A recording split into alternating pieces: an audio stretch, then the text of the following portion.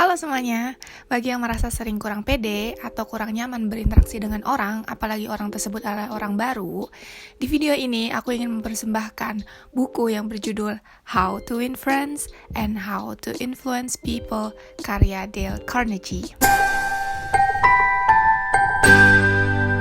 Dale Carnegie adalah seorang penulis berkebangsaan Amerika yang juga merupakan pengajar dan pengembang kursus-kursus yang berkaitan dengan self-development, public speaking, hingga corporate training. Buku ini diterbitkan pada bulan Oktober tahun 1936 dan sudah berusia nyaris 87 tahun. Namun, buku ini masih menjadi bestseller hingga saat ini, bahkan menyandang gelar buku terlaris sepanjang masa. Carnegie membagi buku ini menjadi 4 bagian. Yang pertama adalah teknik dalam menghadapi orang. Yang kedua adalah cara untuk membuat orang menyukaimu. Yang ketiga adalah cara memenangkan orang ke dalam cara berpikir kita. Dan yang keempat adalah cara merubah orang tanpa membuat ketersinggungan. Tentu di video ini aku tidak akan membahas semua bagian yang tertulis di dalam buku ini, tapi di video ini aku ingin membagikan 3 isi buku yang menurutku menarik. Dan di akhir video aku juga akan men-share pendapat dan pengalaman pribadi aku yang berkaitan dengan isi buku tersebut. Yang pertama, dalam bukunya, Carnegie menuliskan bahwa kita sebagai manusia memiliki desire to be important atau keinginan menjadi penting. Desire to be important inilah yang membuat kita sebagai manusia senang berbicara tentang diri kita sendiri. Cara yang menurut penulis dapat membuat kita memenangkan orang lain adalah dengan memusatkan perhatian dan ketertarikan kita pada lawan bicara. Dan kita bisa menjadikan orang tersebut sebagai pusat dari obrolan yang kita lakukan pada saat itu.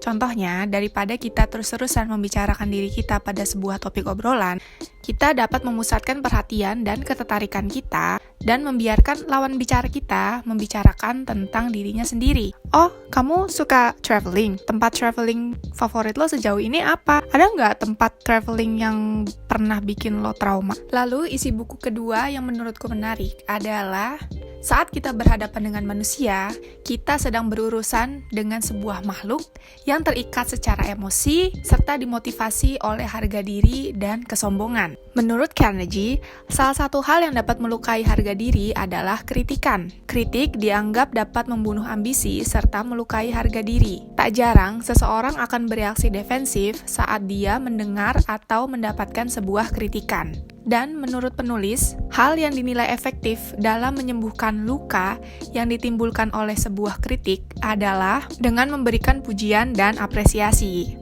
Karena sebetulnya kita sebagai manusia, selain desire to be important, kita kerap kali mengidamkan yang namanya apresiasi dan juga pengakuan. Lalu yang ketiga adalah saat kita menghadapi sebuah perdebatan, satu-satunya cara untuk mendapatkan hal terbaik dari perdebatan itu adalah dengan menghindarinya. Karena sebetulnya kita tidak bisa memenangkan sebuah perdebatan. Saat kita kalah, ya kita kalah. Tapi saat kita menang, kita juga sebetulnya kalah. Karena kemenangan tersebut kita raih dengan melukai argumen dan harga diri seseorang. Lalu dia merasa inferior, dan seterusnya hingga siklus ini akan terus berputar dan berputar. Sebetulnya perbedaan pendapat adalah asal-muasal seringnya terjadi sebuah perdebatan. Dan seringnya manusia menjadi defensif saat menyadari bahwa lawan bicara mereka memiliki pendapat yang berbeda dari dirinya. Sebelum perbedaan pendapat berlanjut pada sebuah perdebatan, ada beberapa hal di buku ini yang mungkin dapat diterapkan. Yang pertama adalah dengan mengontrol emosi. Lalu, setelah kita merasa emosi kita sudah terkontrol, kita memberikan kesempatan kepada lawan bicara untuk mengutarakan pendapatnya. Lalu dari situ, kita dapat mencari bersama-sama area yang dapat disepakati. Ada kutipan menarik di buku ini, "When two partners always agree, one of them is not necessary." Sebetulnya, bedanya pendapat bisa menjadi kesempatan kita belajar. Karena barangkali dari situ ada cara pandang kita yang salah dan lawan bicara kita ingin memperbaikinya. dan mungkin sudut pandang yang salah tersebut perlu untuk dikoreksi. Lalu saat menghadapi ketidaksepakatan, baik rasanya jika kita berterima kasih kepada orang yang memiliki pendapat berbeda dari kita. Nah, sebetulnya ini adalah sebuah tanda yang baik bahwa lawan bicara kita memiliki ketertarikan atau memiliki kepedulian yang sama dengan tema yang menurut kita baik. Lalu, apa kesimpulannya? Menurut aku pribadi, buku ini cocok untuk orang-orang yang ingin menambah atau memperluas networking-nya secara profesional, baik dalam dunia bisnis ataupun dunia politik, serta untuk orang-orang yang dunia kerjanya erat dengan bidang people management. Namun, tips yang ditulis di buku ini menurut aku kurang cocok jika diterapkan ketika teman-teman ingin memperluas pertemanan personal. Meskipun judulnya How to Win Friends, dan penulis beberapa kali menegaskan bahwa tips-tips yang dia tulis di bukunya perlu dilakukan secara tulus atau secara sincere, aku masih tetap merasa bahwa tips yang ditulis di buku ini kurang tulus, kurang sincere ketika kita ingin menerapkannya atau mengaplikasikannya ke dalam pertemanan personal. Karena sebetulnya dalam inti dari How to Win Friends atau How to Win People, kita tahu bahwa ada sesuatu yang kita berdua ingin sepakati dan kedua pihak tuh ingin mendapatkan dalam tanda kutip keuntungan. Dan menurut aku ya ini adalah hal yang menurut aku kurang sincere ketika ini diterapkan di pertemanan personal gitu. Tapi kalau misalnya di tingkat profesional atau di tingkat kerjaan, tentu tanpa perlu kita secara otomatis kita tahu bahwa hubungan profesional itu adalah hubungan yang diharapkan saling menguntungkan antara kita dan juga pihak lawan. Lalu pengalaman pribadi aku tentang buku ini sebetulnya agak berbeda.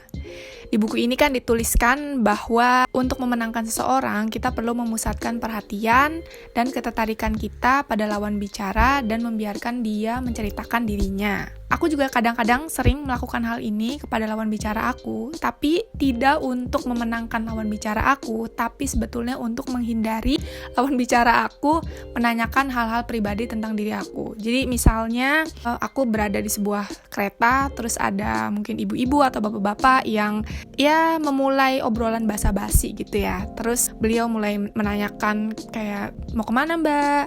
Asalnya dari mana? Dan lain sebagainya. Dan cara halus aku dalam menghindari percakapan itu adalah aku dengan bertanya balik, sehingga dalam obrolan tersebut hanya orang tersebutlah yang banyak bicara, yang banyak menceritakan tentang dirinya, tanpa aku perlu ikut-ikutan menceritakan tentang diri dan urusan pribadi aku. Jadi sebenarnya pengalamannya cukup terbalik dengan inti atau tujuan yang ditulis di dalam buku ini. Jadi itulah 3 isi buku yang menurut aku menarik. Kalau ada teman-teman yang sudah pernah membaca buku ini, bisa tulis di kolom komentar isi buku apa yang menurut kalian paling menarik. Makasih sudah mampir dan nonton video ini sampai habis. Semoga kita bisa bertemu lagi di video selanjutnya. Dadah!